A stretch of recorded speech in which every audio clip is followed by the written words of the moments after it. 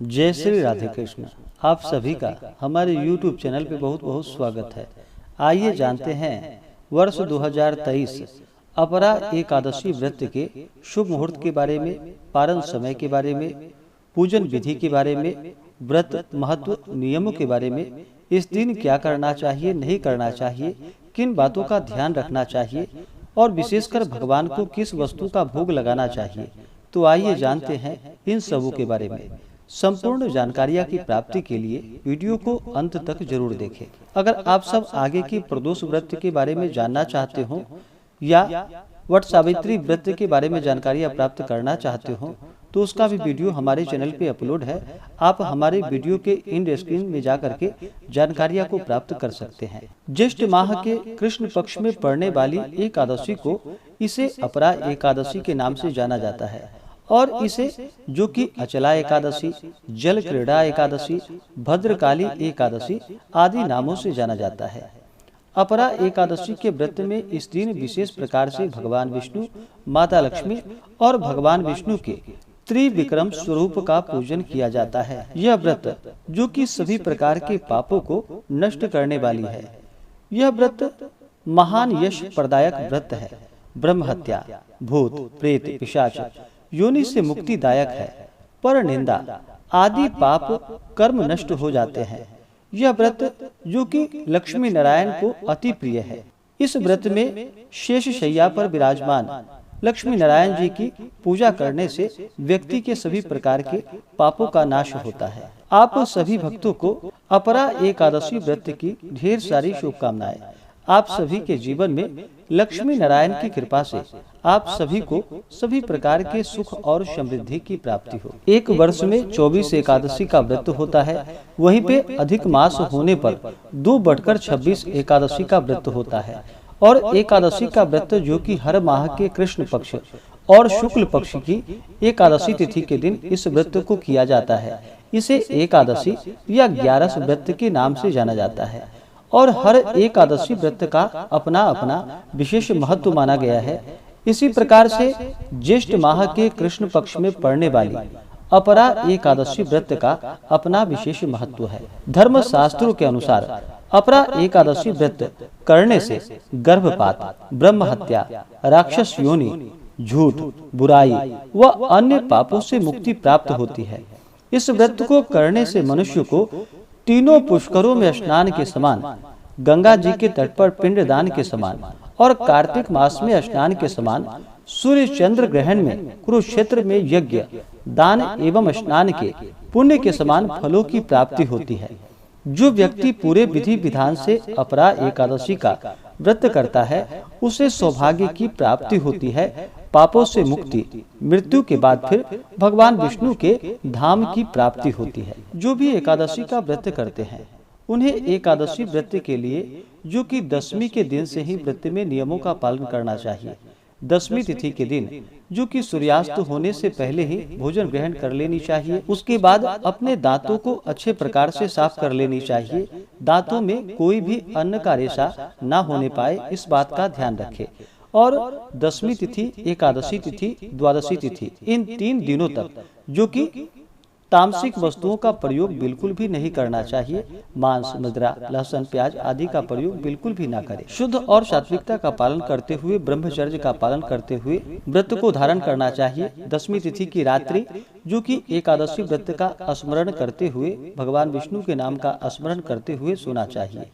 और एकादशी तिथि के दिन जो कि सुबह ब्रह्म मुहूर्त में उठ करके नित्य क्रियाओं से निवृत्त हो करके गंगा नदी में या घर के नहाने के पानी में ही थोड़ा सा गंगा जल मिला करके स्नान करना चाहिए। शुद्ध वस्त्र धारण करके व्रत का संकल्प लेना चाहिए। भगवान विष्णु से प्रार्थना करनी चाहिए कि हे भगवान विष्णु, आज मैं अपरा एकादशी का व्रत करने जा रहा हूँ या करने जा रही हूँ। इस प्रकार से भगवान से प्रार्थना करें कि यह व्रत मेरा निर्विघ्न पूरा हो और हमें पुण्य फलों की प्राप्ति हो। हमारे सभी प्रकार के दैविक, दैहिक और भौतिक सभी प्रकार के पाप और ताप नष्ट हो जाएं। इस प्रकार से भगवान से प्रार्थना करें। आपके मन में जो भी इच्छा हो, जो भी कामना हो, वह प्रभु से कहें। और एकादशी तिथि के दिन जो कि दिन रात उपवास रहते हुए व्रत को धारण करना चाहिए। जो उपवास नहीं रह पाते हैं, जिनका स्वास्थ्य सही ना हो, वो एक समय फलाहार ग्रहण करे और एकादशी तिथि के दिन, जो कि सुबह और शाम के वक्त, पूरे विधि विधान के साथ भगवान विष्णु, माता लक्ष्मी का पूजन करे, कथा श्रवण करे। इस दिन ओम नमो भगवते वासुदेवाय आदि मंत्रों का जप करना चाहिए या श्री कृष्ण गोविंद हरे मुरारी, इन मंत्रों का उच्चारण करते रहना चाहिए। मन ही मन जहाँ तक हो सके भगवान नाम का स्मरण अवश्य ही करनी चाहिए। इससे पुण्य फलों की प्राप्ति होती है। इस प्रकार से एकादशी के दिन सुबह और शाम के वक्त भगवान का पूरे विधि विधान के साथ पूजन करे, कथा श्रवण करे, विष्णु सहस्त्र नाम आदि का पाठ या श्रवण करे। एकादशी की रात्रि जागरण करते हुए समय को व्यतीत करना चाहिए और द्वादशी तिथि के दिन जाकर के फिर सुबह उठ करके नित्य क्रियाओं से निवृत्त हो करके स्नान करके शुद्ध वस्त्र धारण करे और फिर भगवान का पूजन कर ले, उनकी आरती करे। इसके बाद फिर ब्राह्मणों को भोजन करवाएं, ब्राह्मणों को दान और दक्षिणा दे और फिर समय के अनुसार व्रत का पारण करना चाहिए। तो आइए जानते हैं अपरा एकादशी व्रत के शुभ मुहूर्त के बारे में। इस बार ज्येष्ठ मास कृष्ण पक्ष एकादशी तिथि प्रारंभ समय, जो कि 14 मई 2023 दिन रविवार रात्रि 2:47 और एकादशी तिथि की समाप्ति होगी, जो कि 15 मई 2023 दिन सोमवार रात्रि 1:05 पे।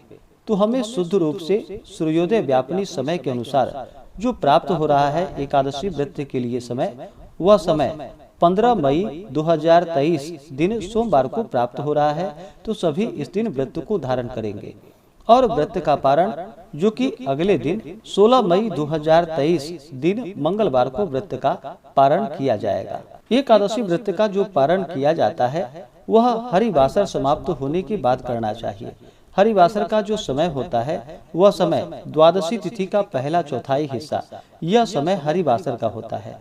द्वादशी तिथि की जो समाप्ति है वह 16 मई को रात्रि 11:38 पे। तो व्रत का जो पारण किया जाएगा वह पारण 16 मई 2023 दिन मंगलवार को किया जाएगा। पारण का समय सुबह 6:47 से सुबह 8:13 तक व्रत का पारण किया जाएगा। अपरा एकादशी व्रत का पारण, जो कि तिलेन पारणम यानी कि तिल से व्रत का पारण है, यह संभव ना हो पाए तो आप तुलसी दल या जल से व्रत का पारण करें, फल से व्रत का पारण करें। एकादशी तिथि के दिन जो राहु काल का समय होगा 15 मई को, वह समय सुबह 6:53 से सुबह 8:34 तक राहु काल का समय होगा। राहु काल समय के दौरान कोई भी शुभ कार्य या नया कार्य नहीं करना चाहिए, यह लाभकारी नहीं होता है, तो इस बात का ध्यान रखें। और 16 मई को जो राहु काल का समय होगा वह समय दोपहर 3:15 से शाम 4:55 तक राहु काल का समय होगा। योग, जो कि विषकुंभ योग, रात्रि 1:28 तक। नक्षत्र, जो कि पूर्वा भाद्रपद नक्षत्र, सुबह 9:08 तक। उसके बाद उत्तरा भाद्रपद नक्षत्र। जो भी एकादशी का व्रत करते हैं उन्हें एकादशी व्रत के दौरान जो कि नियमों का पालन करना चाहिए। व्रत के दौरान व्रत धारक को किसी के ऊपर क्रोध नहीं करनी चाहिए। अपने मन में किसी के प्रति ईर्ष्या या द्वेष का भाव नहीं लाना चाहिए। ब्रह्मचर्य का पालन करना चाहिए। भगवत चरण में अपना मन लगाना चाहिए। एकादशी तिथि के दिन चावल ग्रहण नहीं करनी चाहिए। एकादशी तिथि के दिन चावल ग्रहण करने से जो कि रेंगने वाले जीवों के रूप में जन्म लेना पड़ता है, तो एकादशी के दिन चावल ग्रहण नहीं करनी चाहिए।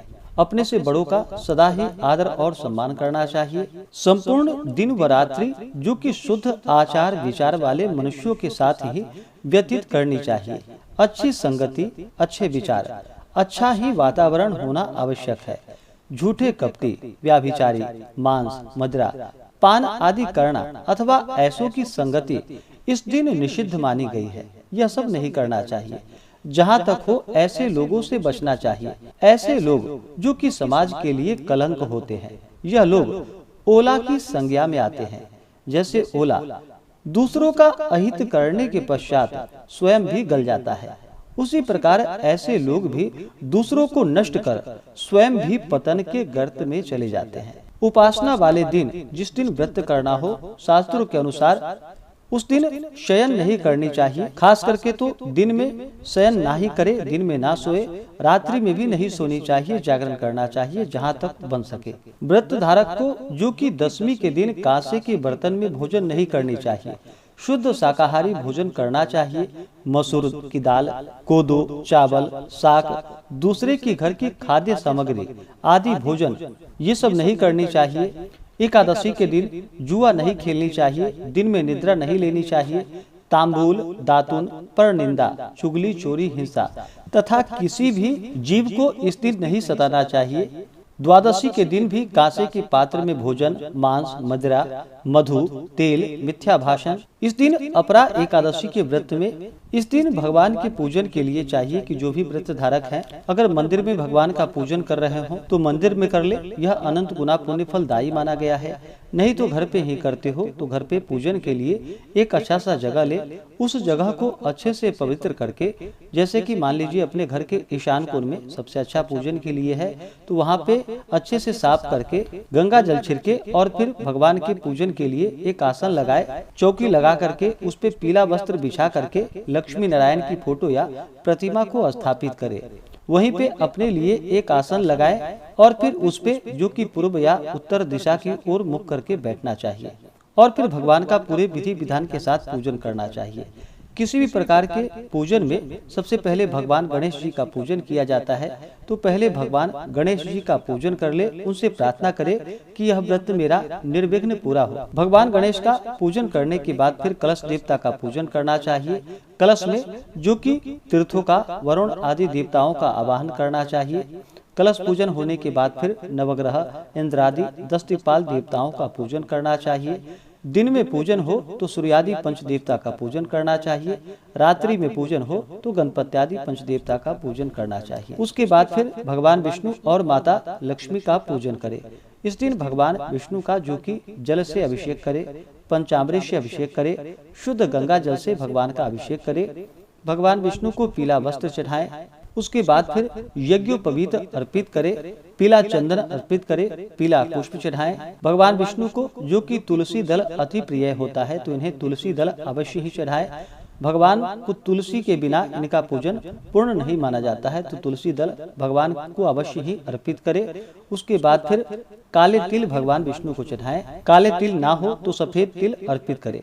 भगवान विष्णु को अक्षत नहीं चढ़ाया जाता है, तो इस बात का ध्यान रखें, अक्षत के जगह उन्हें काले तिल चढ़ाए जाते हैं। अक्षत चढ़ाने पर भगवान विष्णु क्रोधित होते हैं, तो अक्षत नहीं चढ़ाए, उसके जगह पे भगवान को काले तिल अर्पित करे। फिर धूप और दीप दिखाएं, अनेक प्रकार का नैवेद्य अपने श्रद्धा भक्ति भाव के साथ भगवान विष्णु को अर्पित करे।